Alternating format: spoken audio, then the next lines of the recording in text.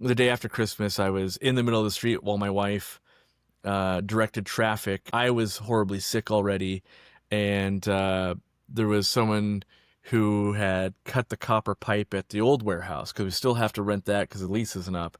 And water Oh, was wow. spraying and forming ice, and eventually, like, no one reported it on Christmas, so it'd been doing it for over a day, and so a lot of water is out, and eventually it gets to my phone at like 9 o'clock at night the day after Christmas, and so I'm sick. My hands are freezing. I'm chipping ice to get to the thing to be able to shut off the main water because it's in the road. And it was times like that where I'm like, I really need to downsize the amount of buildings that at the end of the day, I'm the last in line of succession. Hello, folks. Welcome back. And we're here today with Corey from Aquarium Co-op. Hello, Corey. It's been a while, 4 or 5 years, something like that. Yeah. Yeah, in fact, it was January 6th, 2021 was our last interview. That was a while ago. Yeah, we're a little ahead of schedule. We beat it by 2 months instead of the 5-year mark. We beat it. Yeah. Yeah, I just checked. I was checking back on my old interviews, and last time it was a little rough too. You're a real champ, sticking with me for that. And I wanted to just say thank you so much for coming back on. We're gonna have a much nicer time this time, I promise. Well, you put out you don't put out a lot of videos, but I still subscribe and I watch them because not so much for the fish content, but usually it's like there could be a clone, and I'm always enamored by this guy puts in the time to do the clone work. Like the amount of work this takes, I feel obligated to watch it, and then I end up enjoying it just because I enjoy that type of humor. So, Well, I really appreciate it. Yeah, I don't break out the clones as much. I've had to send them out to work, yeah. and so they're all busy all the time. And what's wild now is with the advent of Sora and these AI things, I was like, oh my Mm. gosh, I could have a much easier time making those videos if I chose to just go to the dark side there. I actually have like a fear of the AI thing where I'm worried that it's getting so good that it is just genuinely believable that people that don't know our brand and stuff will start assuming, oh, what they're doing there must be AI. And I was thinking about that like this Brazil trip I did. Like, at what point, how many years are we away from people not believing this clip that I think is crazy cool is actually faked? And so like, oh, I don't know if we're not there yet, I think, with fish, but what if the next 5 years, like the video's got to start with like, this is not AI, like this actually happened, like based on a true story and not, generated. It's really getting so close. I think the big giveaway is like it's usually something really incredible. Like, Yeah. I can't believe you caught that. Like, I'll never believe any video that caught something like, just happened to catch some amazing Well, event. I consider myself a fairly tech savvy guy, and I realized that there was a couple that I was starting to fall for, or my wife was, and it's not crazy sensational. It's more like the Facebook, like a dog farts and it scares the cat, and you're like, that could, like, wait, that didn't happen. Like, now I think about it, like the odds. Why would there have been a camera there? Why would this be going on? Like, this didn't exist. But it's the mundane stuff that passes. It's the extreme stuff you go, well, I don't know if that's real, but the mundane stuff, you just go, oh yeah, I'm seeing it a lot in the pet world of like just little pets doing funny stuff, believable, but then as you really analyze, like, well, this actually isn't real. Like, Yeah. I don't know what to think about this, honestly. Like, it was entertaining, but also not real. Like the cats and dogs on the trampoline and stuff Mm-hmm. in the security cam footage. And it's Right. pretty remarkable, really. Mm-hmm. So, I wanted to tell you, of all the products you sent me, I really love those t-shirts. You guys picked some really good t-shirts. In fact, the baseball shirt especially is like Okay, yeah. Like the one of my 3/4 length favorites. sleeve one, and yeah. It's just like it's just that it's just a really really nice shirt. And I don't know why I don't have it on now. I'm thanking you for it. We But we go broke on shirts basically because early on I made a rule of like, if I wouldn't use our own merch, we won't sell it. And I hate the like, buy a tool, get this Milwaukee shirt, and it's like super low quality, and you're like, that's a paint rag now. Like the minute you get it, you already know like, oh, this will never be worn like this. And so it's only the highest quality we can attain, where it's like, yeah, it's got to be a pretty good shirt, but then we're still old school and it's actually screen printed, even though it's 1/5 the price to go direct to print and it just basically prints out on a printer.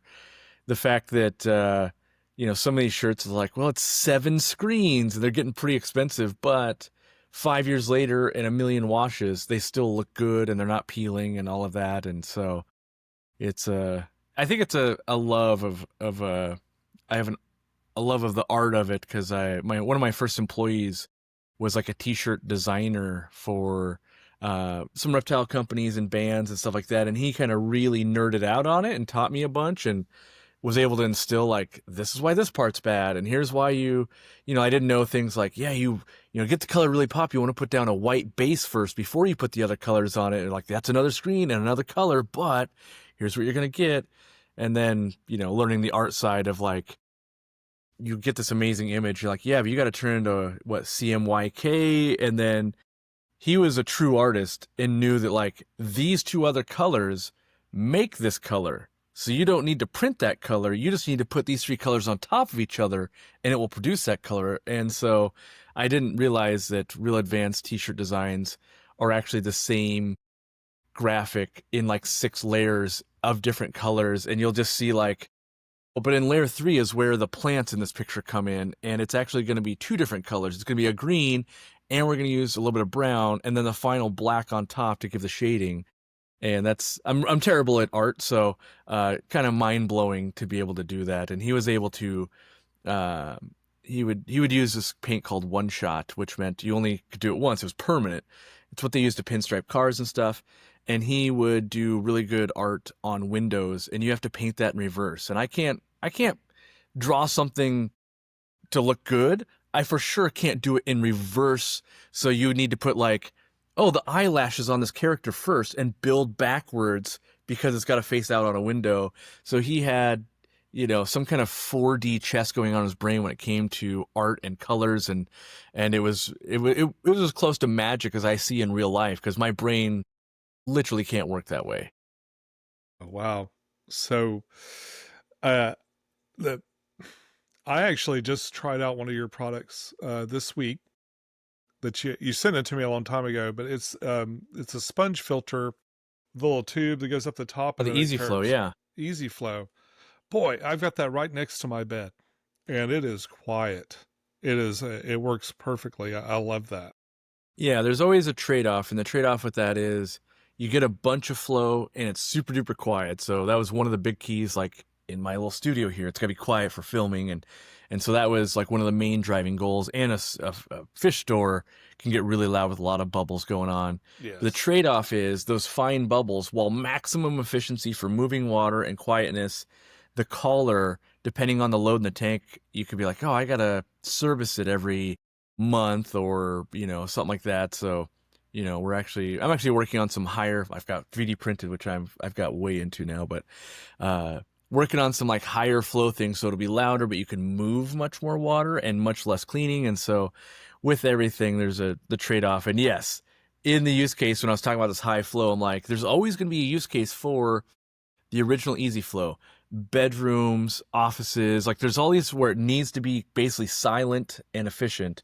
And then we've got like wholesale facilities that will contact us and want to run an entire facility with this. It's like, well, at that scale, we're talking 1,000 sponge filters. You don't want to have to come back and clean a collar, and so we recommend running it with an air stone and doing these things. And so we're working on trying to streamline that for basically fish room owners and facilities. So, but yeah, that product was my attempt at making the best sponge filter with something it's kind of like making a better wheel or a tire. It's like, well, they're already like, they do the thing, and it's like, yeah, but this one's slightly better traction, slightly better cost, maybe slightly better. And all those things added up to, like, I think I do have a preference for it now. So It just seemed like a really innovative idea, just to kind of pitch those bubbles out so that they're not just kind of exploding at the surface. And it made it a lot quieter. yeah, and the amount of like angles we tested was kind of absurd at that point, because it was, we knew the 90-degree, like the bubbles just hit and stop, and then they kind of out. And in fact, sometimes I wonder if it's too much flow. Like I have to turn down in some tanks where the fish are like, I don't want this much flow coming through here, but then it gives you the ability of like plecos and other stuff like hill stream loaches where you'd really be putting flow in. Like it can now be achieved through a sponge filter. And I don't know if you've played with it, but like the tank behind me, because I use a linear air piston pump to run the whole room, it's so efficient and so much air can go through that it's like a power head. I can lift it like a foot out of the water and it'll still push the water like 2 feet away, say like a hose, like you're holding the hose going. And so when you have that in an aquarium, that's why it can be like, this is actually just too much flow for what Mm-hmm. these fish want. And so, but being able to control that is nice. Yeah, it's been fun to see that actually work. I was real terrified because we spent a lot of money, each little piece its own mold. And Wow. I love sponge filters about more than anybody. And so I was like, am I too much in my own head on this one? Is this going to be like a DOA? Like, but why would I want this, Corey? Because so often you see fish rooms and stores, they don't even run any tubes. Like it's just the sponge, right? It's like, Mm-hmm. oh, I'm basically optimizing a thing that people have already said, I don't even use that. They've already Yeah. tossed it. Yeah. Yeah. So we'll see how that goes. But it worked out well. So that was good. I let's see, I had a question for you about, oh, you've got a new store that's just opened up and Bigger store. Yeah. We a expanded bigger our store. store. And then the So warehouse moved to Kentucky. yeah, I was gonna say you've got something going on pretty close to where I'm at. So how's that been going for you? Good. I mean, it took to expand the store. We got caught up in a lot of just bureaucracy, which was unfortunate. So it took what should have taken 1 year took 3 years, and that was the scope of the project ballooned from.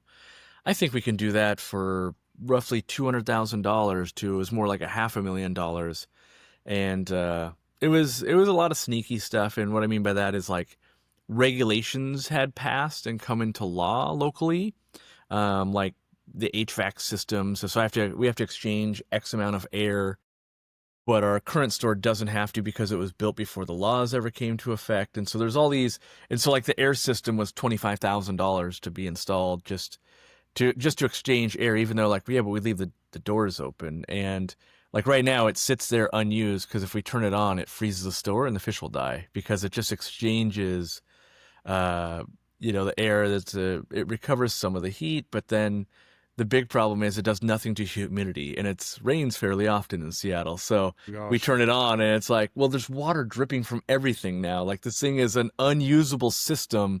It would totally work if you're an office building. Like I understand the concept of, you've got 50 worker bees. They're all sitting in cubicles, and there's no air exchange, and that's not good for a human. And then you've got this completely different scenario, and I had to hire architects for different things for building this fish store. One of them specifically a whole different firm of architects purely to engineer and certify stands were earthquake proof, and we had to take soil samples, and it got to levels that were just, and that's like try to submit, then they go, no, where's the seismic plan? And like, well, what do you mean? We've never had to do this before in this county. And so that was, another like $18,000 and 6 months. And each like lag bolt we used had to be to specifications and had to like everything was so it's the stoutest aquarium store you've ever seen and way overbuilt compared to everything because it actually meets the standards required. And Very it fresh was new it was standards. it was difficult because the people were like, well, standards don't exist for a fish store. If it was a commercial kitchen or something they're doing all the time, that's easy. And so it lost permits to like we had to increase our fire suppression system. So in case your aquarium's filled with water catch on fire, we need water to put out the water. And so we had to do that, but then we couldn't start the process because they had lost the original permit of the building one that was done. And it's like, well, until we can figure out if there's even a permit to do this, we can't authorize expanding the system. We might have to redo the whole thing. And so at one point they had said, well, here's what we're going to do. We're going to grant you a 1 year, like leeway. So you could open tomorrow basically, and you have to get this fire suppression like we had fire suppression, but it had to go into like a second bathroom and like a one behind the big tank. You have 1 year to get that completed, and as long as you do that, it'll be fine.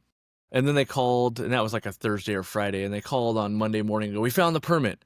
Therefore, you cannot open anymore, and you have to go through the normal channels, and that took like 6 months. So it went from opening in like a week to just kidding.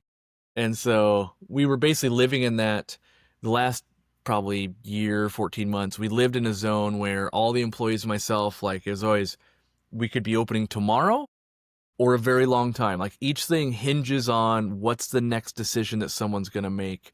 And unfortunately, we changed like fire marshals during that time. And so we had to redo things several times because different fire marshals would come out and they had different things. And I hate well, the law doesn't state this, but I like this. And I'd really feel better if it did this. And so at one point we had to remove all of the numbers on our doors. Like, you would have your house, like that's my address, right? Because the store was now growing. If emergency services got called, and ours is 9661, all of this is now 9661, and so we need to take down all the numbers, and I want big white letters in the bottom right corner of the window. And so we take down all the things, we do that. This fire marshal is also in charge of the fire suppression system, so come back like 2 months later, a different fire marshal from the same county comes, he goes, well, I can't approve this, you don't have any numbers on the doors.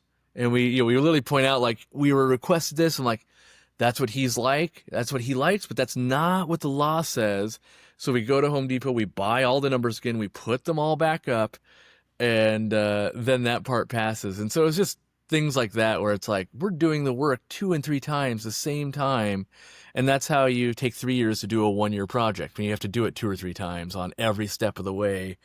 Yeah. And if it had been laid out better, we could have known the scope of the project, not be having to hire multiple firms for different architectural reasons and all of that. It kind of kept us springing, like, here's the next hurdle that no one has mentioned yet, but now you have to do. And yeah, so it was, we had to get real creative. The HVAC system, to be sized properly, would have just been unmanageable. Then they wanted to run it through all the units, so they would have been these big tubes that just went across the ceiling of every unit to get there. And so we ended up putting in 2 units at smaller sizes, and there was just lots of getting off the phone and swearing and just like, you gotta be kidding me. Like, why is this a thing? And the whole thing that still irks me to this day is we're 100% in compliance in the expansion, and we break every one of those rules 10 feet away at the old store, and it doesn't have to be updated at all. Wow. Like, so even like door lock things, and stuff like that, where, yeah, like the craziest one I tell people, and so far everyone's agreed with me, you have to have at least one lock on a commercial space in this county where it's key on both sides. So not like the normal, your house, you might have a deadbolt where you're like, oh, I turn the thing. And the logic is, if there was a fire, a kid might reach up and lock themselves in. So to fix that, we will lock everybody in by using a physical key. And if someone is like, oh, the beam fell and they're trapped, no, everyone can't get out, like, for sure. And, the guy actually happens to be a fan of our store and the channel. And he's like, look, you just need to put that thing in. Like, the law will not let you open without it. We don't agree with the law. We don't have to agree with it, but this law states, like, what happens after that is up to you. And it so happens that our store has 3 doors, and 2 of them have the deadbolt, and that's absolutely fine. But one of the doors has to have the double key to meet compliance. And so, yeah, finding that lock took me a month. Door. Yeah, because we had wood doors. We had wood doors, and they don't make that. Like, we're one of the only counties that has that rule. You see it commonly in the aluminum doors, like at banks and stuff. But the law also states it's illegal to lock the door while open during business hours. But at the same time, the thing that would make it easier to unlock is illegal. And yeah, I remember we even had signs above that said, which was the old compliance, doors to remain unlocked while open. And we had to take a whole another week and a half because it had to say doors to remain open while occupied or Hmm. unlocked while occupied. And so Right. very nuanced, got to check the box. Meanwhile, original store still has the same compliance, doors remain unlocked while open hours. And then you walk 10 feet over and that one has a different sign. But apparently, we only care for safety on new builds, not anything that would be like, yeah, but I could, okay, it doesn't matter. Okay, it doesn't matter. So, Yeah. I guess they want to yeah. get you on the way in. So Yeah. tell me And though, yeah, with all this work, all the hassle that you've had to go through, not just with this project, but everything that you've had to deal with as a business owner, uh, would you have it any other way? usually there's a reflection point like, if you would have told me this is the amount of struggle you would have had and it would cost this much to store, I would not have done it. However, you only learn that by doing it. And there were times where it's like, should we just abandon this? But you always go, oh, but we're close. And you just keep pushing yourself at each decision, each $25,000 or whatever. And so I do enjoy a challenge. The way I justify it to myself is like, well, everybody has to go through this. And so if I get through it, that's much more, call it job security for my employees or whatever. Like I have to find some light at the end of the tunnel because otherwise you just want to give up, especially when, we've got, kind of multiple business going like, yeah, there's a retail store, there's an online thing, there's a YouTube thing. It's really easy to be like, this one's a real thorn in my side. What if that one didn't exist? Like that would be one less thorn. And for me, I know it comes to a head like, this last Christmas, the day after Christmas, I was in the middle of the street while my wife directed traffic. I was horribly sick already, and there was someone who had cut the copper pipe at the old warehouse because we still have to rent that because the lease isn't up. And water was Wow. spraying and forming ice, and eventually, like, no one reported it on Christmas, so it'd been doing it for over a day. And so a lot of water is out, and eventually it gets to my phone at like 9 o'clock at night, the day after Christmas. And so I'm sick, my hands are freezing. I'm chipping ice to get to the thing to be able to shut off the main water because it's in the road. And it was times like that where I'm like, I really need to downsize the amount of buildings that at the end of the day, I'm the last in line of succession. Because normally it wouldn't have been a problem, but everybody that would have managed the warehouse is now in Kentucky because the warehouse has moved to the other Oh side of the God. country.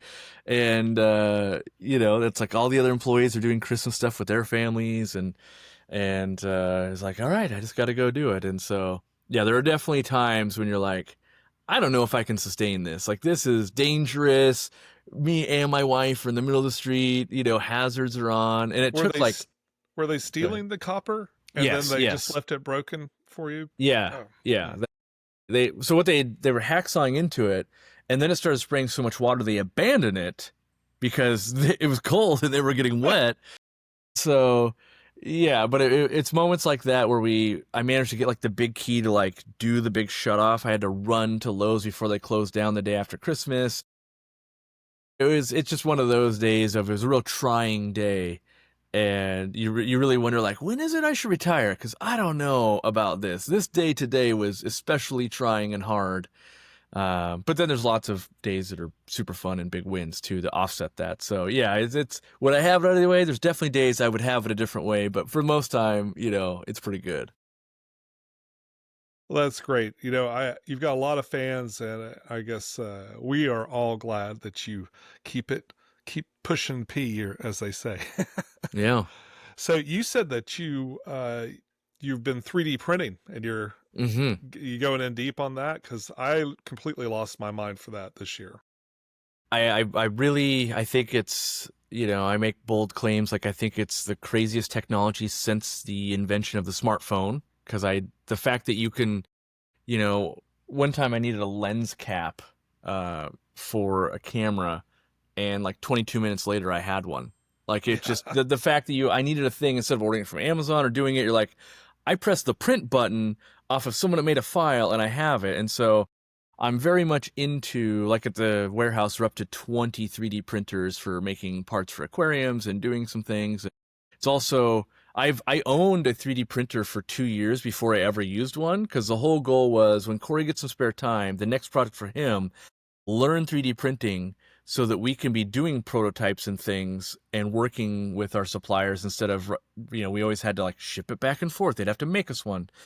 And so then I finally got into it, and it really has sped things up almost so fast that I can't keep up when a revision is made, and the turnaround time is sometimes less than 8 hours because who we're working with might be on a different time zone. So I finish it, 4 p.m. my time, and their starting work 8 a.m. their time might be 8 p.m. my time. So already it's like it's back and like hit print, Corey. And I kind of had to slow myself down and go, I need to keep normal hours, because there was many nights at like 11, 12 at night. I'm like, yeah, but I should hit the print button again, and I should take that off the printer to get the next version done. And so I'm terrible at modeling, so the actual like designing it, I have made a few things, but it's a skill that it's like Photoshop.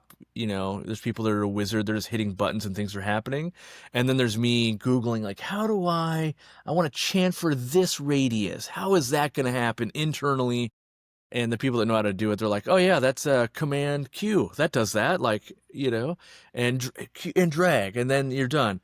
And so I've got a modeler we work with. It's great. And then being able to basically take my idea and what used to be an idea to a real prototype, like a production prototype, would be 3 to 6 months.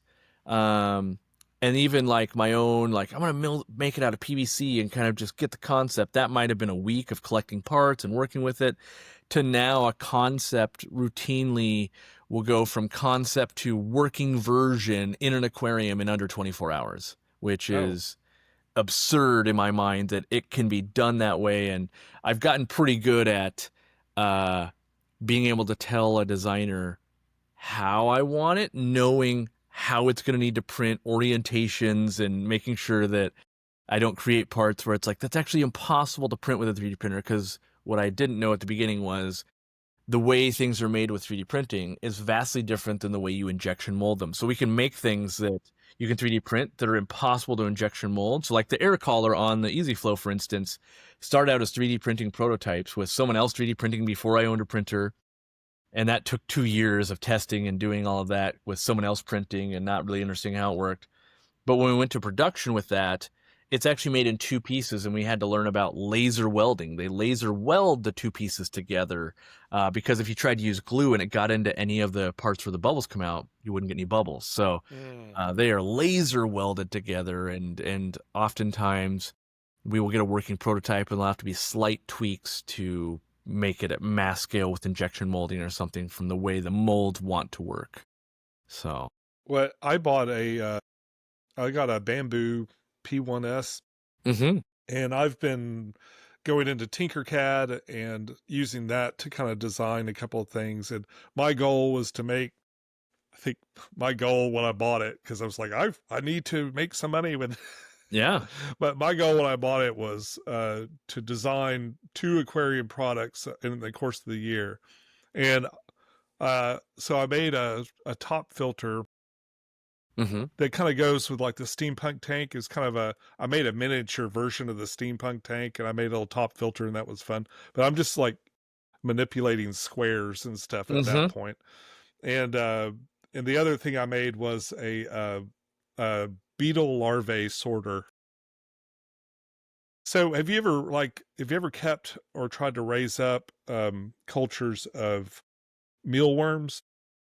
Not mealworms. I think the crawliest things that I've done is like confused flower beetles and like wingless fruit flies. Yeah. We have something that gets traded around our club here called peanut beetles. I've seen them. I've never kept those. So peanut beetles are really easy to keep, but trying to harvest the stuff is kind of gross and can be a problem because you Yeah. can't feed them the beetles, but you can feed them everything else, like the little squiggly larvae, or Interesting. or they look like tiny mealworms. Okay. And so somewhere back in my memory, I remembered seeing people were raising mealworms in this tray system because the larvae want to dig, so they always go down. Yeah. So I just made these boxes with small holes that the beetles couldn't fit through, but the larvae could. And so I put a whole bunch of the stuff in there. I dig through all it. They're in peanuts and oatmeal, real simple culture. And then so I scoop some of that out of the bottom, and I put it in and maybe break open a couple of peanuts. And then the larvae just kind of run through the hole. So like half an hour later, I just kind of pull the top up, and I've got a Nice. nice little meal for my uh, wild bettas back there. So Yeah, I'm convinced everybody needs to own a 3D printer in that you don't have to be able to design or do anything. It's instead of hitting print and you getting a document, you get a physical thing. And like on our forum on the website, we have a section that's DIY and 3D printing, and you can just go on there and be like, oh, I need a strainer for a bulkhead overflow, and you just like, oh, there's a file. I'm clicking print. Or I need a light riser. There's a lot of people that are good at designing. They will design things, and it's a free to share thing, and I found it to be a very cool. It feels like the old DIY being on a forum before YouTube was a thing where people got like paid to do things. It was very much, it's more community driven. Yeah, there's stuff that gets made and gets sold, and rightfully so. I mean, some designs are like they're years in evolution, and they're getting better and better, and they're getting crazy sophisticated, and might be using really hard to print parts or toxic to print parts, and but then there's just I think a lot of people, if you get a Bamboo Labs, which that's what I use too, like it is as easy as, yeah, I downloaded the file and then I clicked print, and now I have a physical object that I can now use. Like that's amazing. especially like they have an app, a Maker World app, and you can go on there and sort of just shop for things that you want. So I'll admit that instead of making a bunch of aquarium stuff, I've been printing board game inserts Mm-hmm. for like, I mean, I maybe have made 200 of them this year. Yeah. I'm just making them as fast as I can. And I love organizing things. Like I've discovered that my big weird secret passion is just being really organized. Did you do the like what's the super like popular like grid system? Like Gridfinity. yeah, is every all your desk drawers just gridfinity'd out? I haven't done any of it yet, but I always go like I should do that. No, I printed out like I started to print out a toolbox that works that way.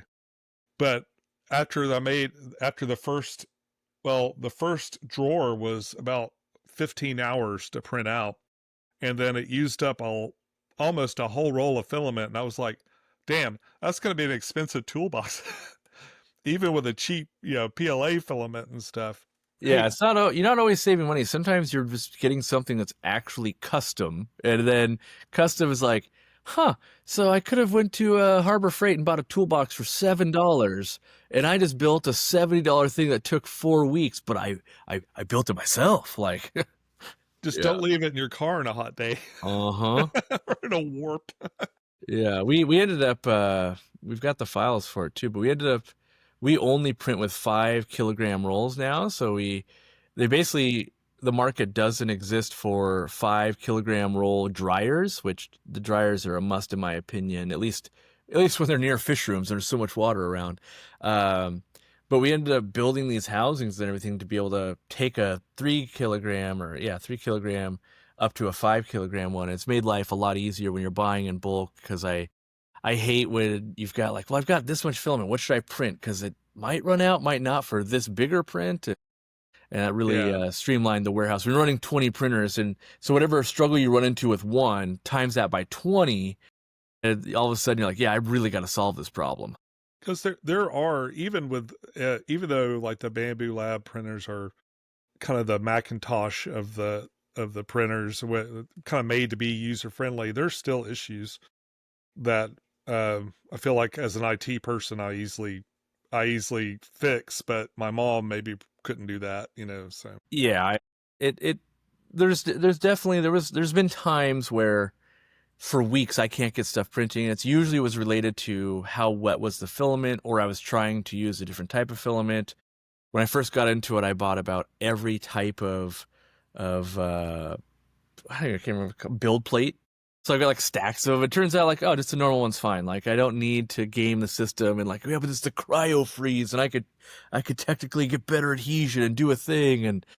And when I just kind of went back to, if I just use it how it's intended to be used, I do just click print and it does just work. Yeah. Yeah. Which isn't So, the case for every 3D printer, by the way. We definitely have had 3D printers where, no, you really got to do a lot of calibration, a lot of things to get it to work. And that's the one where it's like, you can just click print and it will work. Yeah. yeah, the cell calibrating features and stuff are really making it a lot easier.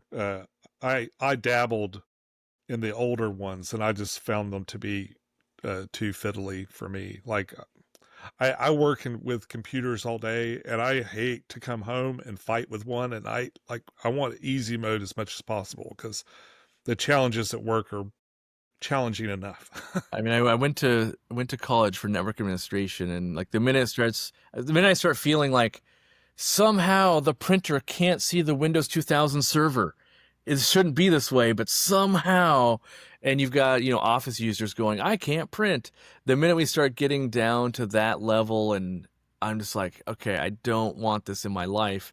And only like once have I ever had to do that with one of these printers where it, was a firmware update and it kind of borked some things and got it working. But yeah, I'm definitely willing to pay more for just a totally working thing. The first printer I got recommended was a Prusa, and I had to build it. And like, yeah, you get to learn how to build it. It's like, I don't know if I need to learn how to build a drill. I just need the drill to do the drill. Like that's fine. I don't need to know, here's how the brushless motor works, and here's how this pulley system's going to work. Like it was such a steep learning curve. I set it up and quit for like a couple of months. And then it was actually a different YouTuber, Lowell's Fish Lab, who had like seen it and seen me like struggle, and he was already in the bamboo lab, and he basically challenged me on the forum of like, all right, let's get you, because like until you experience what 3D printers can do, you kind of dismiss them. And my wife was that way until eventually she's like, could you make a thing that does this? Like, we probably could. Let me, like, I think it was a Dyson vacuum part or something we had lost or broken. And that's my favorite part, is before I go to an Amazon to reorder something, like, hold on, let me search the internet. Someone else has probably cloned this for free. And because I don't feel bad because I'm replacing the part that I lost or broke. It's not like Dyson's not getting their money from me or whoever. It's like, oh, I broke the thing. I don't want to buy a whole thing because they don't sell a part. So. Well, let's say you're making aquarium stuff. I've been told PETG, PETG, is a type of filament. Is that exclusively what you use, or are there other things too? We print in PLA Pro, and PETG. I've always struggled with my build plates, like getting them off, and like I've cut myself trying to like use scrapers to get it off and things like that, and so. I don't know. We're going to know a lot more in 5 years probably, but there's a lot of, why wouldn't you use this superior material? But then I also ask around like, yeah, but has PLA ever failed you? Well, no, but this one's better. And it's like, sure. But when I have to think about things that one hobbyist doesn't. So, okay, well, there's a crew of 12 people removing things from print beds, and there's hazards, and there exists to be like a safety razor for cutting open boxes where you can't cut yourself. That doesn't really exist on 3D printing print beds, because I have been trying to like get PETG to release from the 10 different types of build plates I have, because I've bought them all, and it goes and it ends up stabbing your finger. And so you got to think about employee safety and fumes and all of these things that go with that. And for us, at least, it goes, well, I've got things that have been running in my tanks for 3-4 years now out of PLA, and I haven't had a problem. The only problem I've actually ever run into so far was printing some rails for sliding tops but they were going outside, and during the summer it got so hot they did warp because of sunlight and everything. So then the answer was actually they were printed in black. I just printed them in white, and actually doing the testing with a thermal gun, white PLA sitting in the sun runs 40 degrees cooler than black PLA. I would have never guessed it would have been that stark. That's a big difference, really. Yeah, it was. So one was like 80 degrees and one was 122 or something like that. And it was like, I would have said like, yeah, it'll be 8 to 10 degrees warmer or something, not that dramatic. And so I actually, it was cool that I learned that. But yeah, I mean, there's a lot of people that will print in PETG. I find it harder to work with. And we aren't doing it. I think what comes down to a lot of is how you're designing. We design things all the time. They're like, yeah, they would work for you just fine, but now they're going to mass market and people might abuse them. They might get dropped off the truck with an engine dropped on it from UPS or whatever. Like they need to be extra strong. And so basically we make a part and then we always start passing it to people like, try to break this for me. And so, okay, we need to add more supports there. We print everything with 100% infill, whether it needs it to or not, just out of some caution of, we'd rather have it be beefier than not, even though this should be a part that doesn't even really have wear on it. So we do, buffer that part a little bit, but, sometimes the things you want to make are just a little bit fiddly, like, well, this is the way the original thing was designed, and we're building a part to go on that. Like, it's actually a design of the way they built that, not so much 3D printing is not the problem here. It's the way this has to interface with that. So do you see anything else trending in the aquarium hobby over the next couple of years? What do you think is going to be the next big thing? Robots that help you with water changes? No, I'm not sure. I do think about that from time to time, and usually we're trying to predict like what fish or what's the next thing coming, and I don't think it's gonna be killifish or live bears or shrimp are gonna resurge. Like shrimp are everywhere, but they're not. I was talking with the Shrimp King and stuff, and if you're actually trying to get new information about shrimp, it basically just doesn't exist anymore. Like you don't see the cutting edge of like what are the latest strains, who's working with them, where would you get them. It's just everybody has shrimp all the time, and every once in a while more stuff hits pet stores, but no one's really doing publications anymore or any of the investigative work to figure that out. But I think it's going to be just something where I don't want to call it like dirted tanks, but I would call it more Or natural. Wallstead method kind of. Yeah, I wouldn't even call it that because it's not the dirt part doesn't matter. It's the people doing their own thing. So instead of like, hey, I've got a cichlid tank and this is the recommended filtration, I'm going to do that. I think we're going to see a lot more people just figuring it out on their own. I think it's going to be on the back of AI, because AI will recommend things that are very correct, but then things that are very wrong. And I think as we see things that more wrongs have happened, people are going to not trust their animals with that information as much, and instead go, well, let me figure it out. This is what's working for me. And I think we're going to see that trend. I don't know if I'll be right. The other trend that I think will become true and is becoming true that I guessed a long time ago was all video content will become vertical. So about like Jimmy was still living with me, so that would have been like 7 years ago. I remember having a long conversation with like, if we were good at our jobs, everything we do, we would film both in horizontal and vertical, because I'm convinced that humans don't change. We are always like ergonomics. We want to hold a phone like this. Like that is just an inherent thing that's not going to change unless we radically change phones. And to see that every vertical platform is thriving, I don't think short content is the future. I believe that vertical content is, and I think vertical videos at that 30-minute length is going to be what the future will be. And so we'll see if that comes to fruition. I'm watching so far, more and more stuff just keeps getting designed for a mobile phone. And, but yeah, as far as the hobby goes, I think we'll distrust AI more. A lot of people will embrace it, but then I think the trust level is going to get so high that it will lead them astray with treating a fish and setting up a thing, and something got transposed, and Well, that you said something earlier too. You said it tells you things that are true, but also not true. Mhm. And I work with it a lot in a really technical way. Like if you're throwing, yeah, if it's making you a PowerShell command or something like that, it's a lot more 2 + 2 = 4.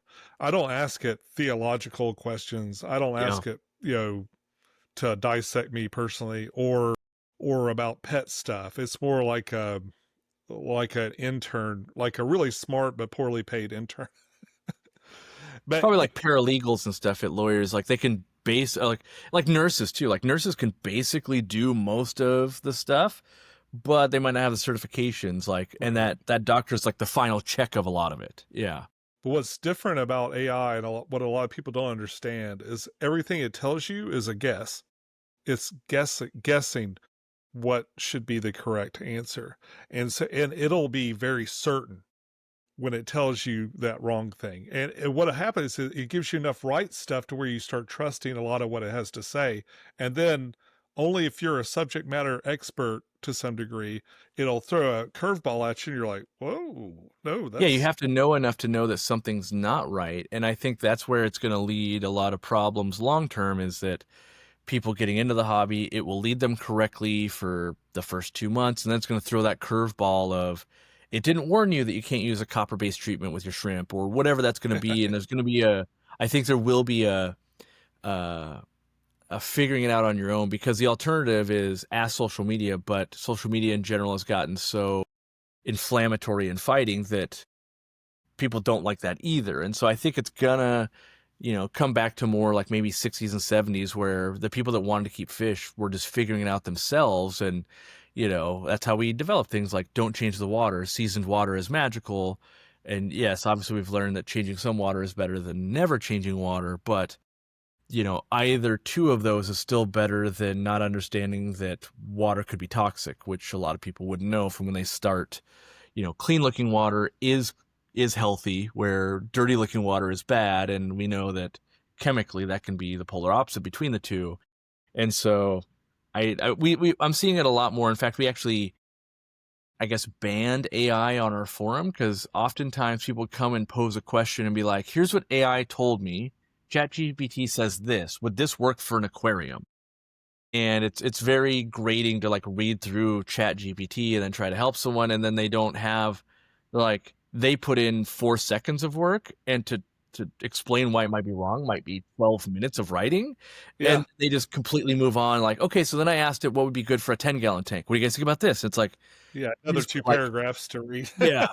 And so our rule has been implemented that it's fine if you want to research with AI, but you can't just paste it over here. You have to transform that into something you've written. If you want to write 3 paragraphs about the summary of what AI told you and then ask for opinions, that is totally fine.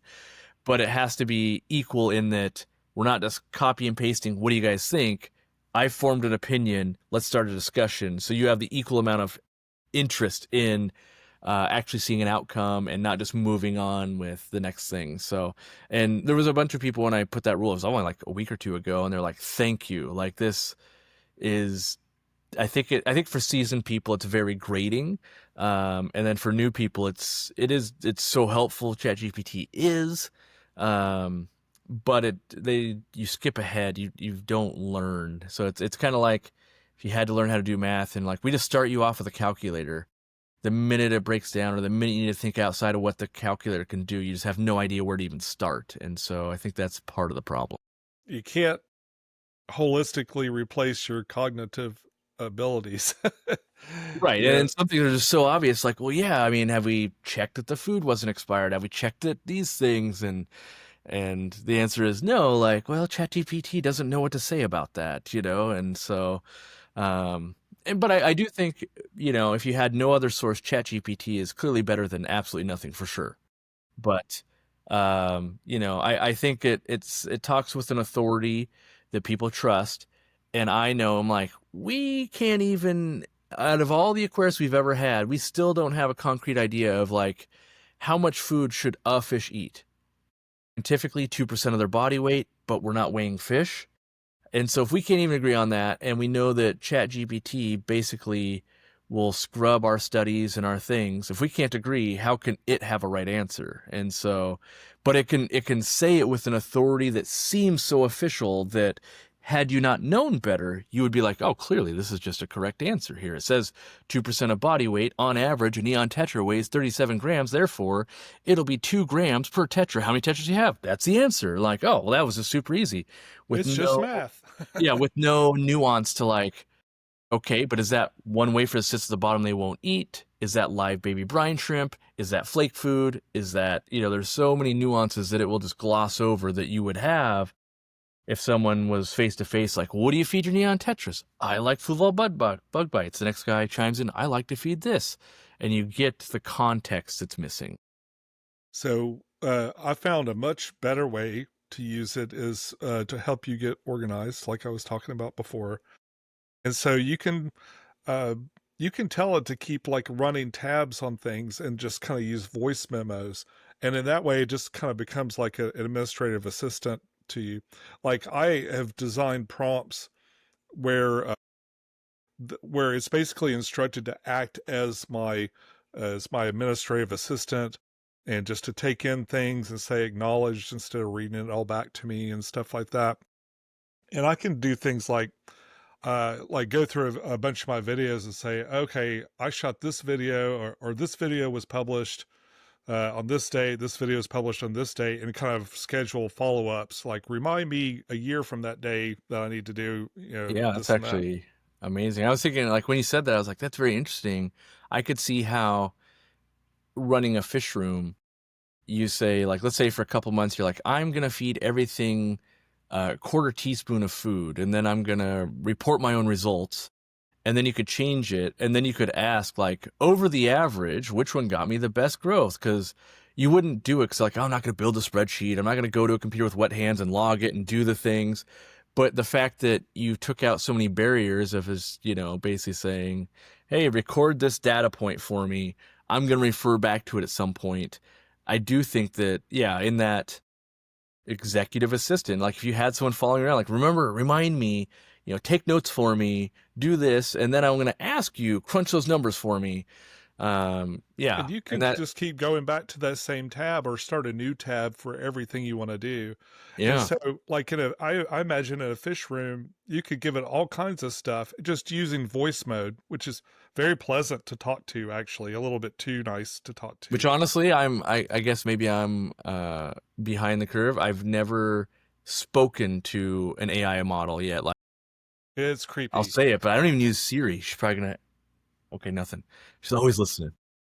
The problem is I have the catchphrase of in theory, and she has decided that that is saying, hey Siri. In theory, hey Siri. I'll be in the car, I'll just be talking to other fish nerds, and even though I try to disable as much as I can, because it even went off like last night, and yeah, it's only the In times, like, if theory. I expect it, it won't do it. But then, yeah, it's always chiming in. I can't find that. Like, I wasn't talking to you. That's why you can't find it. I So, talk to my glasses now and then. I've got the meta yeah, glasses, and I set the voice to John Cena, which is always really funny nice. to me. But it isn't quite as conversational as Chat GPT. I'm not sure if you could do it in Grok. I do the GPT mostly, Hmm. and then I double check with Grok sometimes. But yeah, throw it into voice mode, get it in a session. You get to your session that you set up for your fish room organization, and you can just spout all kinds of little facts in there, and it'll just calculate it. And you say, make me a timeline for when I did this and this and this, and it'll help you remember. You can use it like maybe you feed certain food, hey, this week I'm feeding this food. Remind me to check next week Well, I when I know go. there's so many things that the human mind we would say we're doing, but we're not actually doing. So if every day I called out the food that I was feeding. Today I'm feeding magic small fish feed. Today I'm feeding live brine shrimp. And after 4 months, you won't know that, like, well, 22% of the time is brine shrimp, 38% of the time is magic small fish feed, 11% is frozen, but it could crunch that data for you. And I would never take the time to be like, I'm gonna write it down each day, what I fed, and then I'm gonna count it manually and then figure out the percentage I did. So I definitely see the benefits you could use, and it's, to me, it's more like a spreadsheet or a Yeah. calculator type of thing. But I can see where I feel like right now we are at the beginning. 12 years ago, 3D printers were not that useful. Like, they could do crazy things, but they weren't. I couldn't use it. I couldn't just hit the print button. And I looked at, those glasses you're wearing, a few months ago, and I'm like, in theory, the concept, right? Like if you could just say, I'm feeding now, or take a picture of this tank and you document them all, and somehow AI is analyzing it, and how good was the growth, how much algae did I have, and but I convinced myself, I'm like, I don't think we're at that level, so I don't want to be the alpha tester. I want to wait. Oh, it's been 8 more years, and these things have this exact capability, and like I think when I was looking into it, the glasses can only record like a maximum 90 seconds or something. Because I was trying to figure out how can I do more DIY projects where my hands are free and where I look is what people see. Or maybe I'm in Brazil and, I want to be doing something while, I'm catching fish or whatever it is. And some of the limitations, I'm like, yeah, it's not quite where I need it to be yet, but I fully can see, like, at some point it will be there. Like, look at drones. The first drones were very primitive, and now they're so advanced that, like, they're just basically dangerous. Like, they're just so crazy. Yeah. Really dangerous in some countries. Yeah. Like, and it didn't take that many years. Like, it's in my YouTube career. In the last 10 years, it went from these things basically just fly straight into the ceiling and you can't control them to, oh, I click a button and it can do laps and it can, like I remember program a whole flight plan for it. Yeah, I remember when it could follow people in cars and stuff. That kind of blew my mind. Like it just knew. I'm like, because everyone kind of gets the toy for Christmas, and you're like, yeah, the $29 helicopter literally flies into the blinds and the thing, and like it just is so uncontrollable. And then to get this thing where it's like, oh yeah, basically flies itself. Like that's crazy to me that this exists in a package that a civilian normal person can buy. Like, yeah, $800, $1,000 is expensive, but the fact that it's, in my mind, I'm like, this is probably how airplanes work. Like the autopilot, it's like similar to the way this thing autopilots itself. Like this is crazy. So yeah, I think technology with like the glasses and things will be there in X amount of years to where, it's a tool. Like I better put on safety glasses. I better put on the skiing goggles or the dive mask, whatever it's going to be. Cause yeah, once they figure out technology, now it's in my scuba mask. I'm not holding a camera underwater. Like I'm just, saying a command or hitting a thing and it's doing it underwater for me. You were talking about vertical video. Like, I think that's what's broken my heart the most. Is that, in fact, that's why I never went, aside from it being a Chinese company, that's why I never went on TikTok. Yeah. I don't really trust my devices with it. I guess maybe maybe that'll change soon. I think I'm actually going to buy a burner phone just to upload TikTok things on. This software we're using right now will automatically format this video vertical if I choose. Right. Probably put us on top of each other or something. Yeah. Yeah. Well, in a number of different ways. Like it'll even do, like while I'm talking, it has me on the whole screen and then switch to you too. So the implications are definitely there, but this only shoots vertical, right? And so it kind of got me to where I would just accept it. Yeah, it's I love horizontal video and I detest vertical video, but and this is many years ago, but I go, what I think and what I do are completely different, because I caught myself, if I'm watching a Pec Tech video, even if it's in my car and I'm listening to it, it's vertical. If I'm sitting in a desk on a charger, it's vertical. Like it just naturally, it's always vertical around me. And I think as easy as it is, it's too much of a barrier to do this because it wants to fall down on a desk. Like if you don't have something else to accompany it, phones are just not made to be horizontal. And so unless there's some big shift in the ergonomics of the human hand and we figure something out, it just kind of keeps going more and more vertical. But there is this juxtaposition that we have right now that, at least on, like my channel and a lot of channels, my videos are watched more on TV than mobile phones now, which is a radical shift. So a lot of people are kind of seeing that. If you do longer format stuff, you start getting to like 30 minutes to an hour, much more likely to be on a TV. And YouTube's been pushing it for years now to basically replace everyone's streaming service or cable box.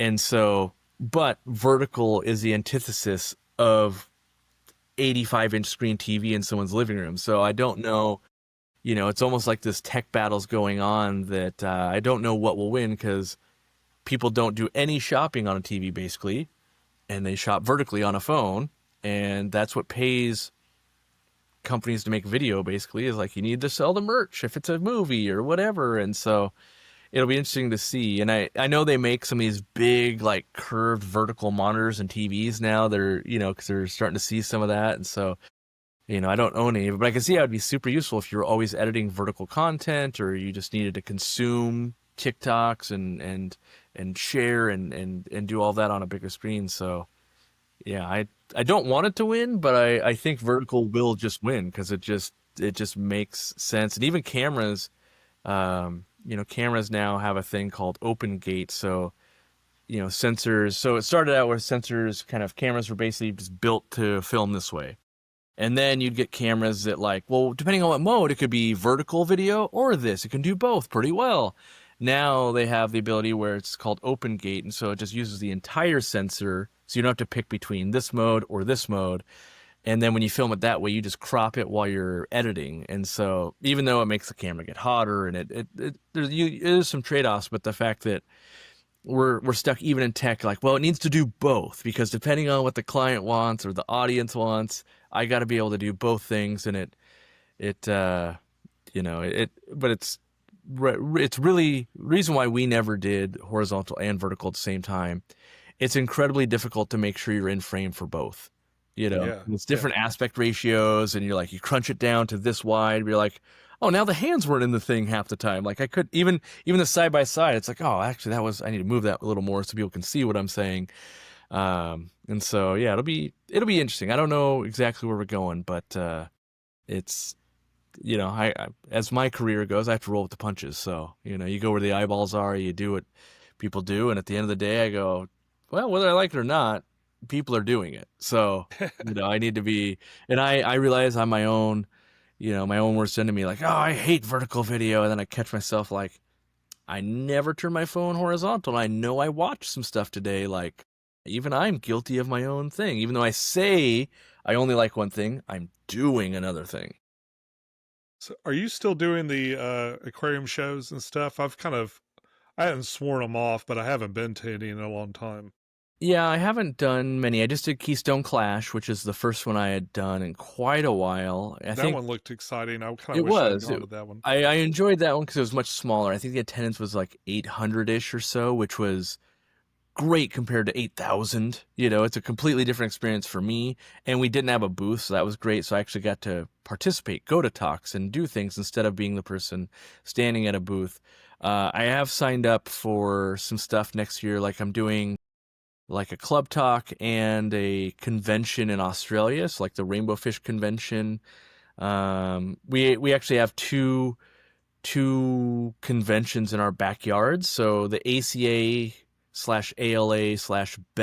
convention's happening 5 minutes from our warehouse in Kentucky. So we're going to be Wow. a part of that one. It happens to be in Kentucky there, and then we have CatCon next year, which is in Seattle, which is in the store's backyard where I live right now. So I'll be, you know, in some capacity, like we're sponsoring both, and Does we'll that one be. move? Because I think I went to It one of does. those years ago over on my Yep. side of the world. It was like in Wisconsin and stuff for a lot. It was East Coast, and now they're trying it out on the West Coast again. The West Coast, we I don't know, we get kind of a bad rap. We never support, like we don't have the density of fish nerds that the Midwest and the East Coast have. I mean, you go to Ohio, there's like 492 clubs that meet every 7 minutes. And then you get to Washington, like there's one, you know, in Oregon, there's one. Yeah. And I know that I've been out there. And I'm like, wait, you can go to a club meeting every weekend? They're like, oh yeah, it's like 2 hours away or an hour away. And because there's, you know, so many clubs, and that makes for a very strong fish nerd population, which means when a big event does come, the attendance tends to be pretty high. And here we have lots of aquarists, but not that level of nerd aquarist. And so it's been an uphill battle for like the Aquatic Experience did their thing out here, but they were calling it the Family Pet Expo. In California, they do a Family Pet Expo that does really well, but after like 2 or 3 years, it didn't get the attendance that Chicago would get in New Jersey, and so they stopped doing it on the West Coast. And so I do think it's a bit of chicken and the egg. Like, well, as more people experience conventions on the West Coast, they're going to go to more conventions. And we saw Aquashella come back to, or not come back, but, did the first one in LA, for instance. So, I think convention organizers are looking to the West Coast knowing, because lots of people are asking for it, but they also need the support to justify it, because putting on a convention, like, well, we spent $100,000, we only recouped $70,000. That's a $30,000 loss. If we did the same thing in New Jersey, we might have made $20,000. So, it's a $50,000 swing for them. And so hopefully that the support behind Cataclysm will be good, and we'll see just more events, because I think when I Is that what started the off, Kentucky one is called that you're going to? Kentucky one's the American Cichlid Association Convention. I think they're calling it the Kentucky Bluegrass Convention. Do you know when that is? I think it's the June 27th. It's a 4 days, so it's like a Thursday, Friday, Saturday, Sunday thing. And because it's 3 clubs, like, it is jam-packed. And I might try to make that one there. And we're going to try to do a thing where, like, if you're a member of our YouTube, so you spend the $5, we're going to do like a warehouse tour and maybe let you pick out like a shirt and some swag and provide a meal and like bring some people in. And that we're thinking like, maybe that's Friday night, like after the show part's done, like, starting at 6 p.m. or something, we'll do that. And, cause we just like to hang out with people, and, it's like, oh, especially when it's like, you see these members that have, like, I've never met you before, but you've been a member for 7 years. Like, wow, that's put a face to the name. And even if it's someone that just joins up, because we get that too of like, well, I'll join up and I'll come do the thing, get a free shirt. Like, that's fine too. We take all kinds here. And so yeah, we're trying to put that together, and going, what are we officially gonna offer our people? And we don't want to bite off more than we could chew. I've been to some of those events where it's like, oh yeah, well, we hired 3 buses and it took 4 hours to get everybody to the event thing we were gonna do, and like, oh, that wasn't planned out so well, but they couldn't have known it was gonna be that popular. And so we're trying to make sure we don't create that scenario of like, yeah, you guys spent a lot of time and energy to make us angry. Like, yeah, that was not the plan.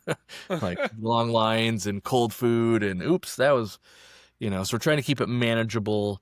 And so, but I'm hoping that at least on the West Coast, that'll be some more framework, like the Aquashella and then this. And Aquashella went well. They had reported good attendance. I wasn't there. So the more we see that, I think, oh, I know where I was going. When I was a new hobbyist, it was basically, I didn't understand how lucky I was to have an event within driving distance. So I missed a few of them.